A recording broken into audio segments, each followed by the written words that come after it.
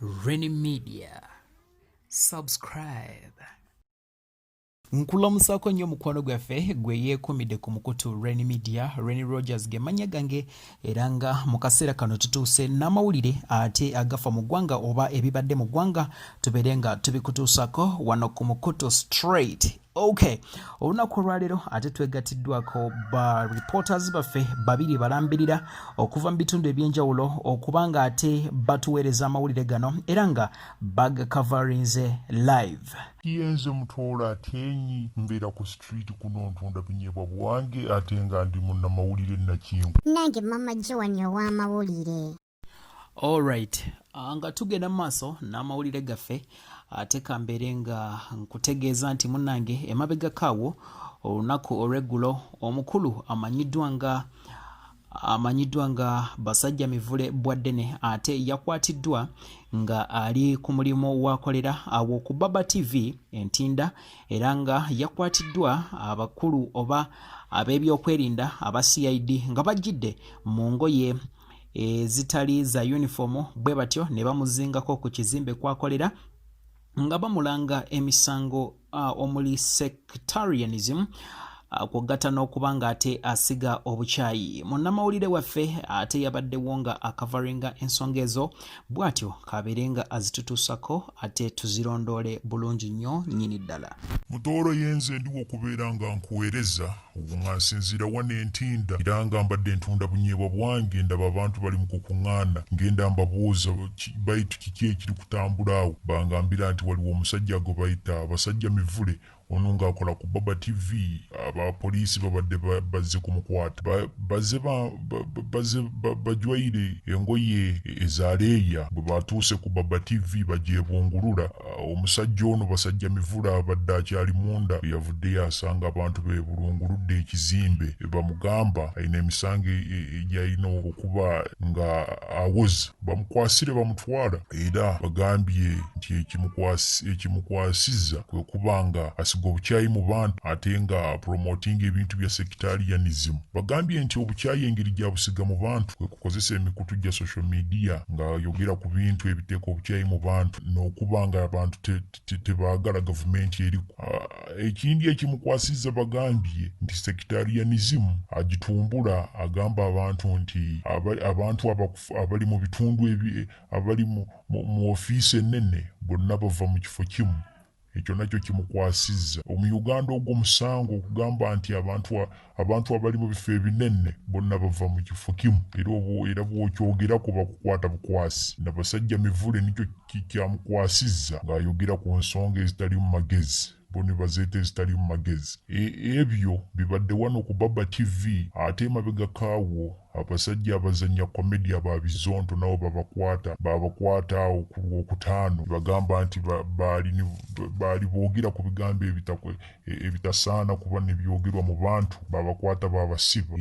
Enteekateeka ziriyo nzikolebwa okuba nga abantu bano bava mu makomere. Weewane oyagala kanyeebwa akanyiibwa ka 5 nyina n'ak'ebibiri oyenda mberenge tinyina emberenge mbadde nkyakola ku ssente mbadde ntuuse wandi kuweereza byebyo ebivudde eno Ntinda ebibaddewo nga bakwata BasajjaMivule. Akavidiyo ke mbakwatidde kaako mukalabi balubu balinze ngenda kubasisinkana bantwale gye baagala n'ekyembadde njagala nti bannayuganda mutegeere nti bannonye ate temukaabiranze naye temunakuwalira nze mwenakuwalire mwemwe. Nga bw'owulidde omusasi waffe ate abadde ku siini ng'agezaako okuba nga agoberera ensonga zino agambye nti ate BasajjaMivule bamukutte yogayoga n'abeera nga ate atwalibwa ku poliisi ekibuli gy'akoomirwa kati era nga asuubirwa okuba nga agenda kuba nga addamu emisango oba nga atwalibwa mu kkooti singa DPP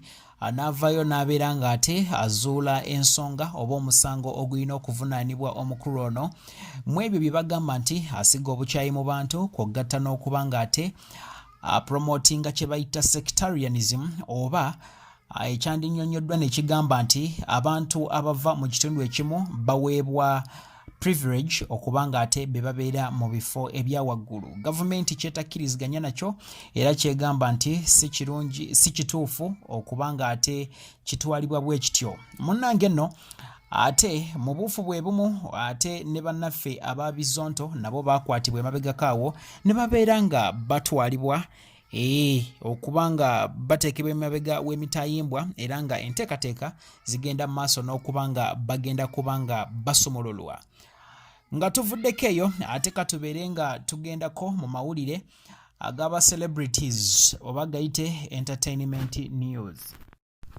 Ennaku ntono nnyo eziyise emabega kaawo ate mu entertainment industry ya Uganda mubaddemu ate abajaguza amazaalibwa bangi nga muno nno mwe muli Fresh Kid, mwe muli Lydia Jasmine, kwogata Aziza Zion, DJ Shell n'abalala bangi era nga omusasi waffe abaddekaawo ewa Lydia Jasmine we yakuliza amazaalibwa ge era yoga nga atujjiddeyo bingi bye twandyetaaze naawe obeere nga otegeera. Omusasi waffe mwebale nnyo okubanga mutugoberera mikwano gyaffe mwenna wano ku Renny Media. Maama Joan yenze ndiwo okubeera nga mbaweereza okuva eno mu field marshal mu field. Kakati emabega kaawo wabaddewo birthdays nyingi ez'aba celebrities wano e Uganda era zonna zibaddewo naye nga eyasinze okubanga ekwata abantu obabiro yeya Lydia Jasmine. Omwana yalaze omubiri, omwana yeekubisiza ebifaananyi. Omwana Lydia Jasmine yatulaze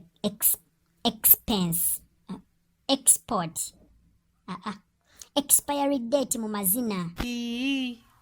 Ate ekyo kye kiba naye Maama Joan. Ekyo kye bayita obumanyirivu. Gw'obadde omanyi eki? Mwabataasoma ate mwagala okuwabula. Naye Maama Joan, ekigambo bakiyita experience. Kale n'omulimu gunzigyeko gyo byesakirenga. Era kitondeka n'enkola omulimu gwange. Kale kola lumu dictionary ogimpe ntambulenga nayo bw'oba olaba nga nkunyiizizza nnyo.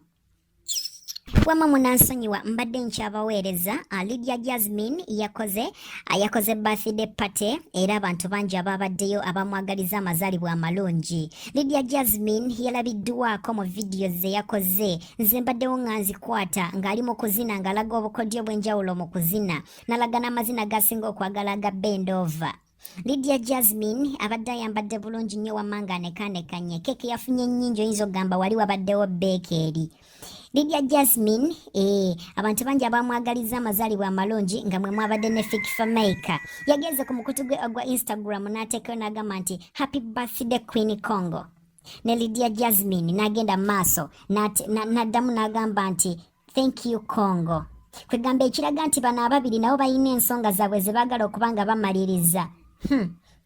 Anyways, fete tubalinaako obuzibu oba bagenda maaso n'okuzimaliriza bazimalirize si be batabajulize namugongo banyumirwe ekintu kyabwe gwe kiruma nawe funa wootuula ofune omunaanansi onyooterere.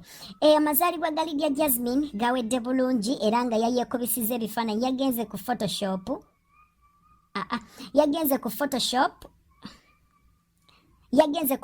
yayeekubisiza ebifaananyi era n'abiteeka ku mukutu gwe ogwa Instagram ne Facebook nga wamma alaga ebintu ng'alaga ebitone ng'alaga nga bwe yakula obulungi n'enkulabira wanene agavubuka agatagala kola gonna bwe gaswakira nenga era yabalumizza era bonna ababadde basuubira nti tebijja kunyuma bambi bafunyeewo zero Lydia Jasmine n'abakuba dazini namba.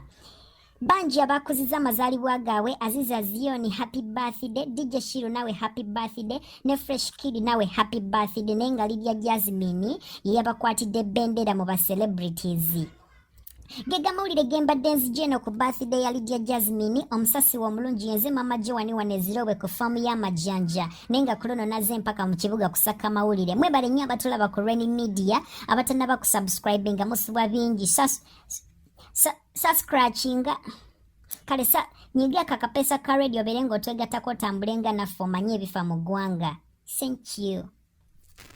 Amwebale nnyo abasasi baffe ate abatusakidde amawulire ago Mutooro ne Maama Joan tubagala nnyo tubagala ddala. Thank you so much okubanga ate mututuusizaako amawulire ago ababaddeyo ne birthdays tubagaliza amazaalibwa agayiseeko amalungi ate naawe ayina amazaalibwa olwaleero tukugamba nti happy birthday to you. Until then it's gonna be a goodbye from me. Nsigadde yenze Renny Rogers wano ku Renny Media and right about now I sign out.